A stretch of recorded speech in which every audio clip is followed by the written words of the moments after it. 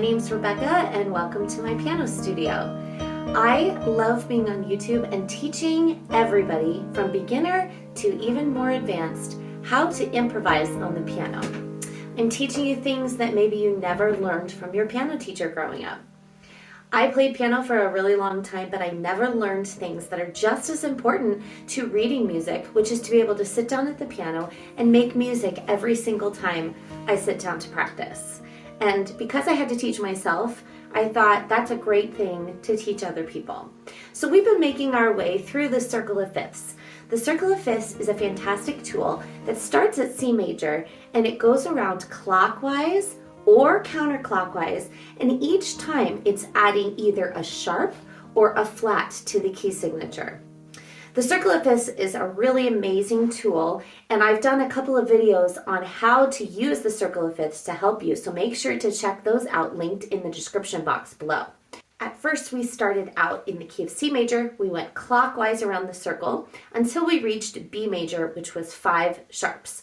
We're going to continue through a couple of the other sharp keys. However, I wanted to also go counterclockwise where we're adding flats so that you're learning not only to play in the key of C major and all of the 5 sharps, but now you're going to be learning the flats.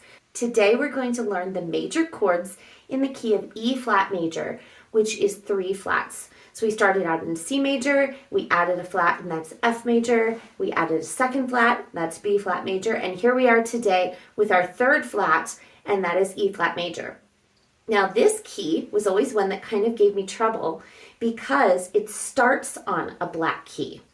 And starting on a black key can sometimes feel a little bit foreign if you're not used to that. However, I'm going to give you some easy tips and tricks to make a great melody in your right hand, and then add your left hand major chords so that you will be soon learning how to play in the key of E flat major before you know it.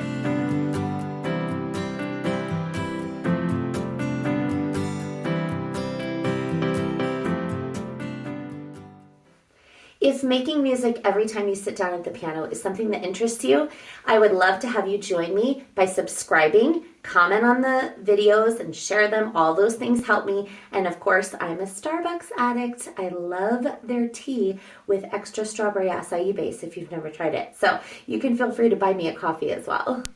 Let's talk about the difference between sharps and flats. So if we're going up on the piano, we're going to the right of the piano, and that is the sound going up. If we go to the left, that is the sound going down, all right? So this is going higher, this is going lower. So let's start with a sharp first. This is the one that looks like a little hashtag. A sharp simply means that instead of playing the note that is written, for example, this F here, instead of playing an F, we're going to play one note to the right, whether that note is black or white. It is exactly the very next note, whether it's black or white. So in this case, to play an F sharp, we would play one note to the right, which is this black note. All right, so if we do another one like this, let's look at A. So instead of an A, we would play an A sharp. One note to the right is this one, and that is an A sharp. The confusion comes when people believe falsely that sharps only mean black notes. A sharp simply means it is one note, black or white, to the right. So if we look at something like an E, one note up to the right is this note. It happens to be a white note, which you're probably saying, but that's an F. Yes, it is, but it is also considered an E sharp. And because it is two of those things, it is called the enharmonic of one another. So it sounds the same, but on paper, it could be an E sharp or it could be an F. A flat is just the opposite of that. So a flat is taking the notes down towards the left of the keyboard. And we're playing whatever note that we're on, one note to the left, whether that is black or white. So let's look at this G. One note to the left for a flat is this black note right here. That is a G flat. Now, if you remember before, I told you this was also called an F sharp. So an F sharp and a G flat sound the same, but on the page look different. They are enharmonics of one another.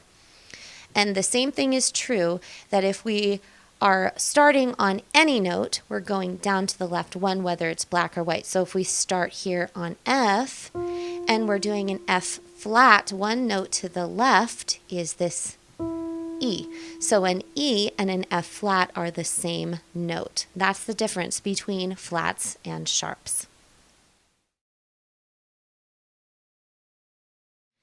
So now that we know what a flat and a sharp are, we're going to start with our flat order. So in the top of the circle of fifths, you will notice that we start on the key of C major because there are no sharps and flats. So that's playing all of the white keys between C and C.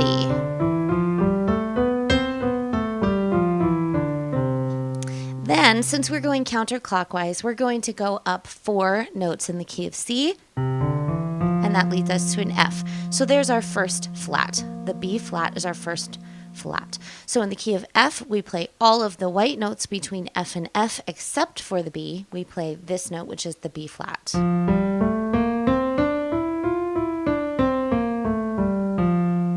We go up 4 notes in the key of F. That leads us to the key of B flat.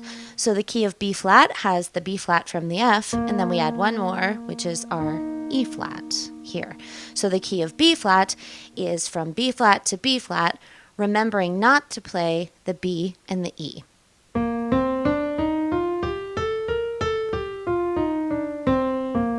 And remember, for more detailed explanations of these keys, check out the other videos that I have linked below about improvising in the key of C major, F major, and B flat major. So that leads us to our one for today. So we start in B flat, and we're going to go up 4 notes in the key of B flat. 1, 2, 3, 4. That leads us to E flat, which is our key for today. So for the key of E flat, we have our 2 flats that we already started with, which is our B flat and our E flat. And we're going to add one more, which is A flat. B, E, and A flat. Okay? So instead of playing a B, an E, and an A, we're going to play the black notes to the left of them. B flat, E flat, and A flat. All the rest of the notes are white notes. So let's go ahead and play the scale in the key of E flat major. I always like to start with a scale because it kind of teaches our hands what notes to play and what notes not to play, and it also gives our ear somewhere to go as well. So you don't have to worry about the scale fingering unless you know it. I'll teach that in a later video, but for now we're just going to use one finger. So we're going to start on E flat, make sure we play the A flat and the B flat as well, and play the scale. Here we go. A flat, B flat, and then coming back down.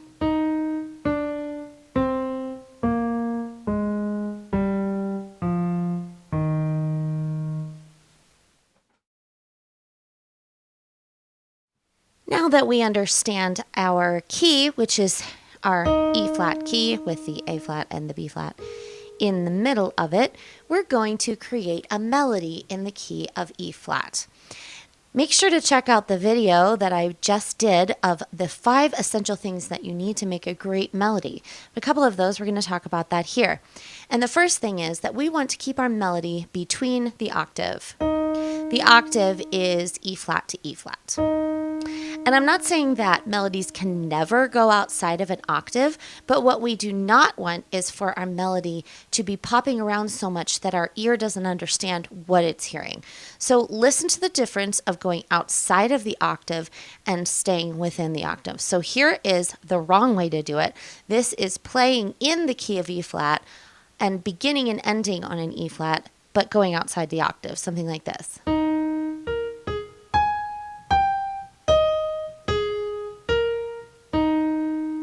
It's not terrible, but it's just not a very cohesive melody that you'd really be able to sing if you were singing that. So now I'm going to keep my melody between E flat and E flat and play any notes or rhythms in between as long as I'm beginning and ending on an E flat. Let's give it a try.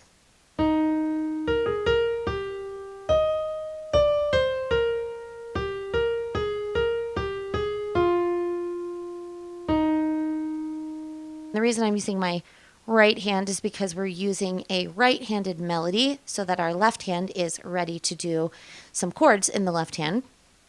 After you've given that a try a few times, then you're prepared to now learn major chords in the key of E flat.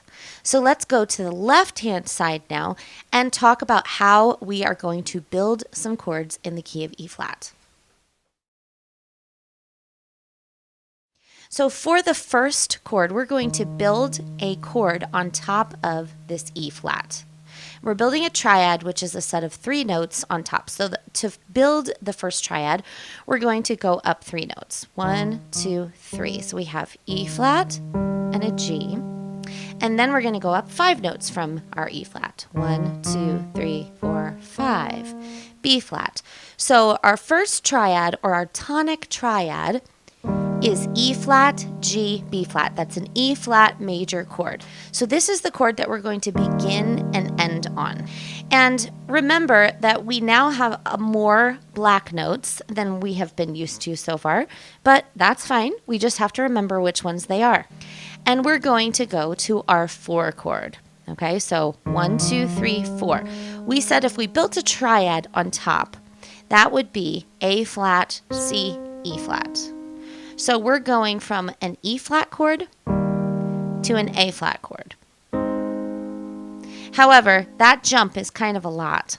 So we're going to take those same notes of A flat, C, and E flat, and we're going to play the ones that are closest to our original chord. So that's where that comes from. So here's our original 1 chord, and now we're going to play our notes of A flat, C, and E flat, just in a different order. We already have an E flat down. Our A flat is right here in between with our 2 finger, and we just have to move our thumb to the C. So look at that again. Here's our 1 chord and our 4 chord. And when we play that in a different order than doing the stacked chords, that is called an inversion. And we'll talk about that more in another video. So I want you to just go from a 1 chord to that 4 chord over and over again until you feel comfortable. And now it's time to add our last chord, which is our 5/7 chord. So let's talk about how that is formed. So from our E flat, let's go up 5. 1, 2, 3, 4, 5. So if we build a triad on top, it's B flat, D, and F. But then we're going to add 1 more note to it to make a 7th. So it's actually going to have 4 notes in it. And that is an A flat on top. So we have B flat, D, F, and A flat. All right, so we have our 1 chord. We have our 4 chord. And now we're going to do that B flat, D, and A flat with what notes are closest by. So we have an A flat already here. Here's our D and our A flat. So this is the order we're playing them in. D on the bottom, A flat, B flat. So let's look at that order going from a 1 chord to a 4 chord and now to our 5/7 chord without the 3rd. And of course we always end on our 1 chord. So all you have to do now is just practice that transition of going from 1 chord to another until you become comfortable. You never want to move on to the next step until you are comfortable with the current step that we are on. So make sure that moving from 1 chord to another is something that you can easily do without your fingers flailing around too much. Then you can feel free to move on to the next step. Now that you have those chords in your left hand, you don't have to think about them too much. We're going to add 2 hands together. Now don't freak out. We're going to do it in a very easy way first. We're going to play a chord in the left hand and then play 3 notes in our right hand. Any 3 notes in the key of E flat, but here's the deal. We're going to keep our right hand in a 5-finger position. So we're going to put each of our fingers on the first 5 notes in the E flat scale. So we have E flat, F, G, A flat, B flat. And that's it. So don't even think of the octave yet. We're just going to stay here in this 5-finger position. The only rule that we have at this point is that we begin on a 1 chord in our left hand and an E flat in our right hand. So we're going to do 1 beat chord, 3 beats, 3 different notes over here. So it'll sound something like this. 1, 2, 3, 4. 1, 2, 3, 4. 1, 2, 3, 4. 1, 2, 3, 4, and end on 1. When you become comfortable with that, then you can move on to the next step, but not until that point. Make sure that you've still got your changing of your chords in your left hand and your right hand is able to do something independently. Once that becomes easy, it is now time to go on to the final step. Our final step is to now go between the octave of E flat and E flat and do anything in between while at the same time changing our chords in the left hand. So something like this.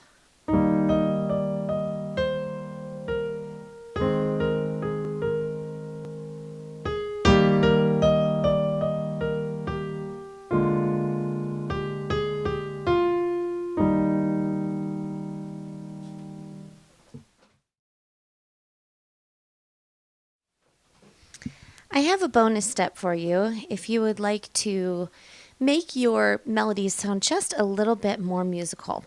So once you definitely have gone through all the steps, you know quickly and easily how to switch from chord to chord between these 3 chords. We're now going to arpeggiate them. Arpeggios is just playing 1 note at a time. So we can start at the bottom and we can play from the bottom to the top, or we could start at the top, or we can do any combination. And if you add arpeggios sometimes in your music, in your left hand, and also other times play just the direct chord, then it just becomes just a little bit more musical. So I'm also going to make use of the pedal, which helps our hands to smooth the sounds all together, and that helps. So every single time you change chords in your left hand, you want your pedal to come up and then down. And then when you're switching to the next chord, up and then down, so that it's not running together. If I didn't bring my pedal up, listen to what would happen. Hear how that's running into one another? It sounds like a bunch of mud. So every time you are moving your chord, your pedal is going up, down, up, down. So let's try just a little bit of this bonus step once you are completely comfortable with all of the other steps.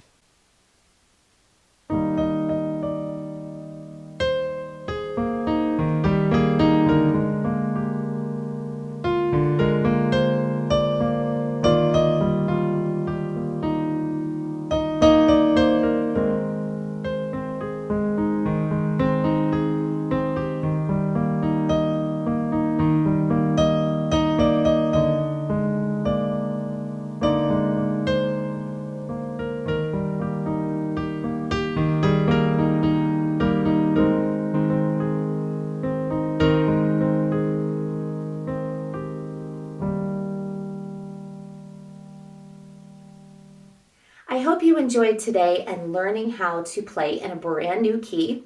That may seem intimidating at first, but I hope that after the whole lesson you realize it's really not so bad. It's just remembering those 3 flat keys. So have fun playing in a brand new key and make sure to tune back in for our next one, which is going to be the key of A flat major, which is 4 flats. It's just adding 1 more. That's all it is. So stay tuned, and I look forward to seeing you in future videos.